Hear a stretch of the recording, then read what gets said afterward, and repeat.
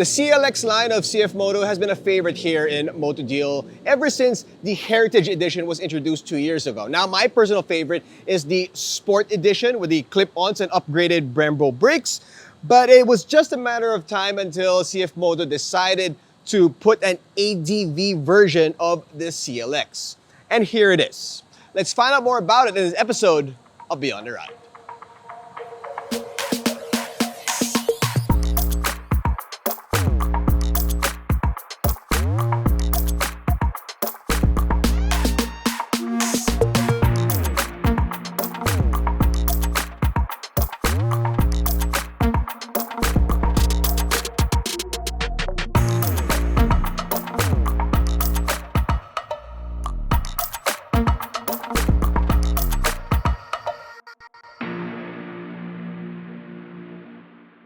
So I was actually able to test this out really briefly in Turkey, but it just wasn't enough time to formulate an idea about the bike. Of course, we've had it for, well, just about a week or so, mostly with Jack, of course. And so we're gonna go through exactly what his impressions are, and my impressions are also of the bike.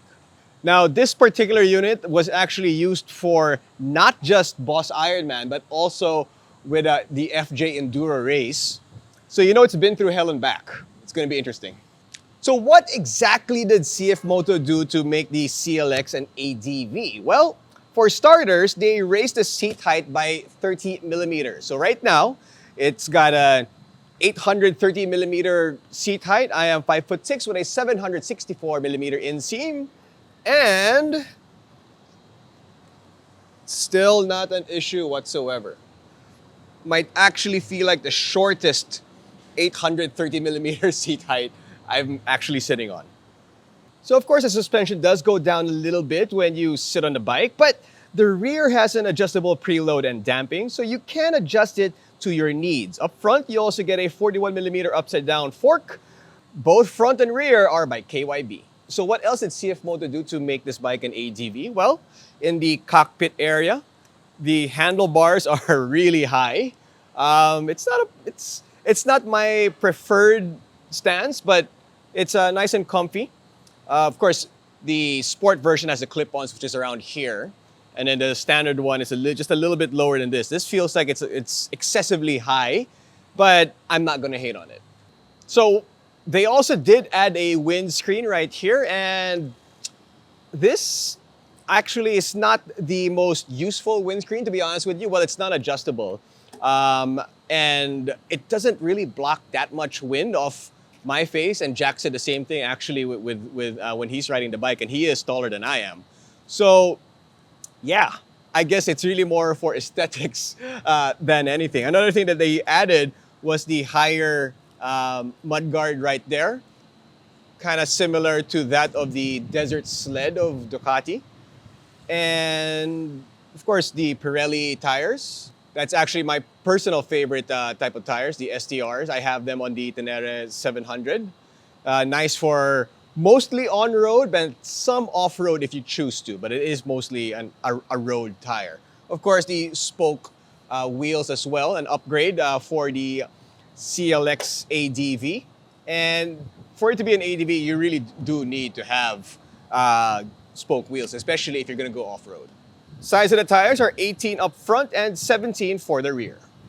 So it really is pretty much the CLX, which is a bike that I quite enjoy, but wrapped in a ADV package. I mean, there's really not much else to talk about that's really that different from the Heritage and the Sport. Now these are not stock.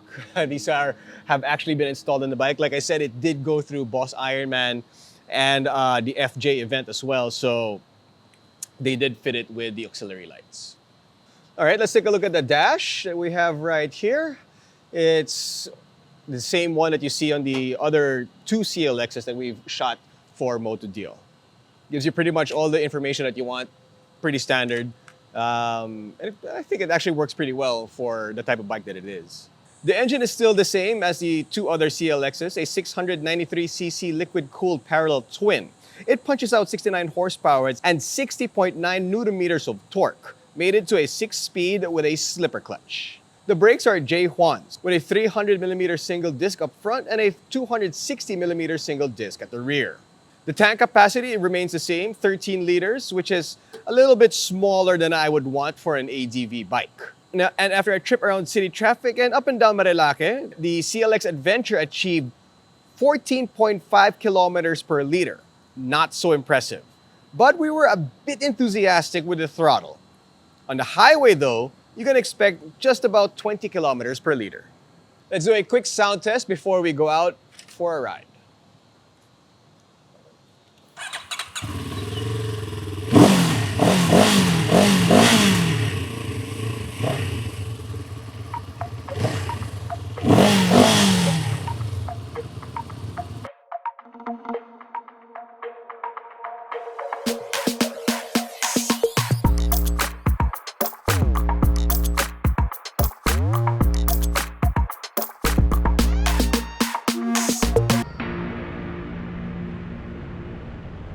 As mentioned a while ago, we have covered the CLX twice already here on Beyond the Ride, and this is going to be the third, so you could expect the stuff like the delivery of the power and overall feel of the bike is still pretty similar. I mean, it's very, very little difference between this, the Sport, and the Heritage.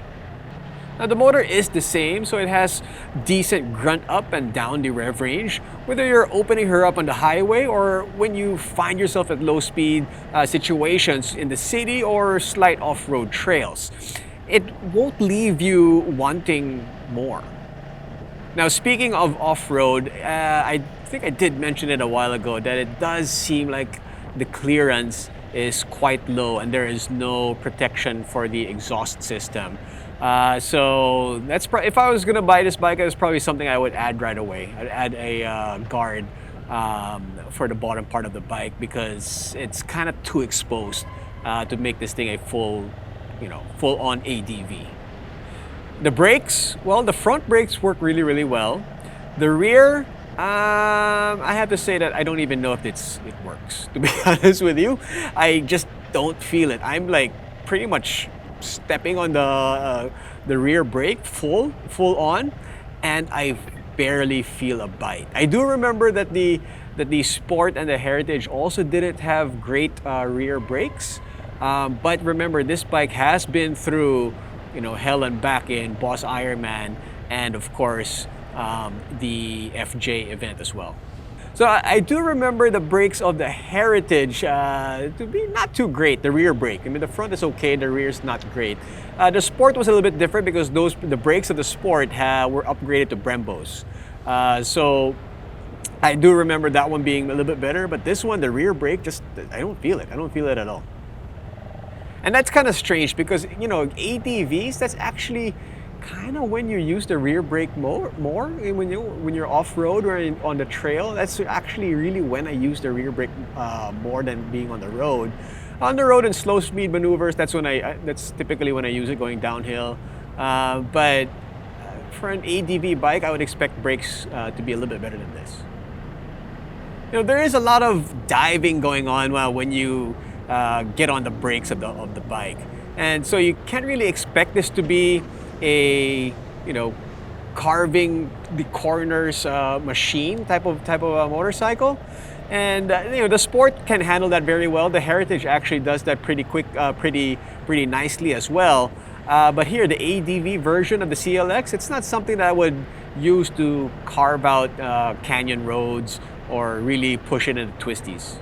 It's definitely no slouch by any means, and you can still push this and have a lot of fun in the twisty mountain roads, but it's just not as good as the other two variants in my opinion. It does feel a bit compromised. I think the suspension is a little bit too soft for really pushing it in the twisties.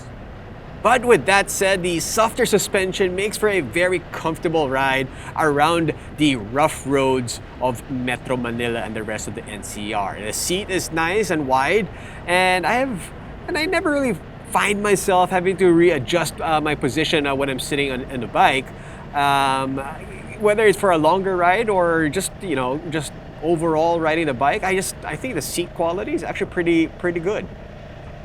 The riding position also plays a big part in the comfort, and because this is a ADV, it is a lot more upright. It is a lot more, the handlebar is a lot higher than the other two variants of this bike, and it's very relaxed. It's very relaxed when you're riding down the road, and a very nice commanding presence, and it's something that I quite enjoy. I think it doesn't look great, to be honest with you. I prefer the handlebars to be a little bit lower.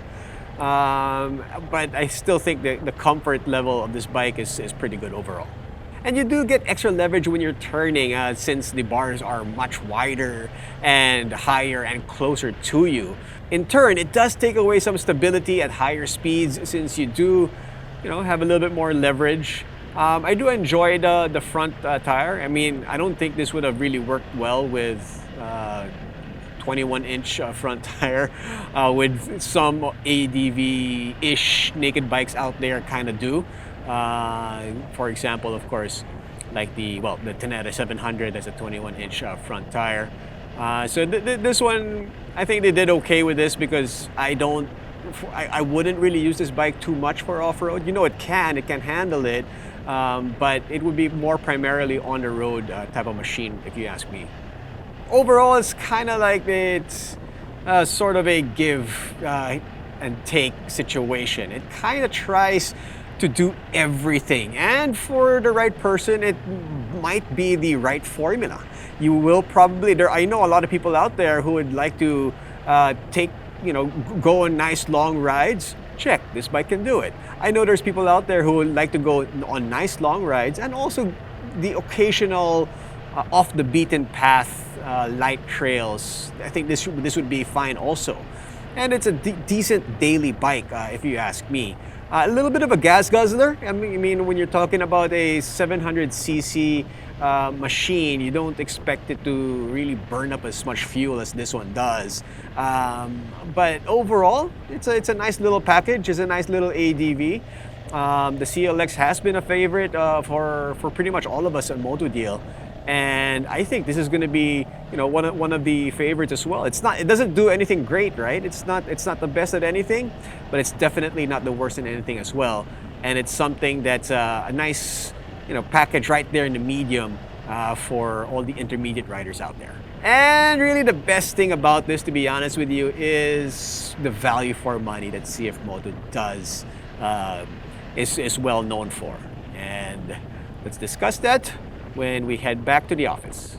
So, in conclusion, well, if you are into the neo-retro design of the CL-X but want something that's a little bit more versatile than the sport and the heritage, then perhaps the CFMOTO 700CL-X Adventure could be the bike for you at a starting price tag of 399,900 Philippine pesos. That is actually a pretty good deal for a very versatile machine. Now, let me explain why I call it versatile. Because this bike, this particular unit, has been through Boss Ironman. So you know that the bike can cover a whole lot of freeway miles. And it also went through the FJ Enduro event. So you know it does also pretty well in the off-road department. Even though that it's pretty low to the ground in my opinion. But it still managed to get through an entire FJ Moto event. So for more information about this bike and other MCs out there, log on to www.motodeal.com.ph. This has been Jinno Rufino. Hope you guys enjoyed. Gonna be on the ride.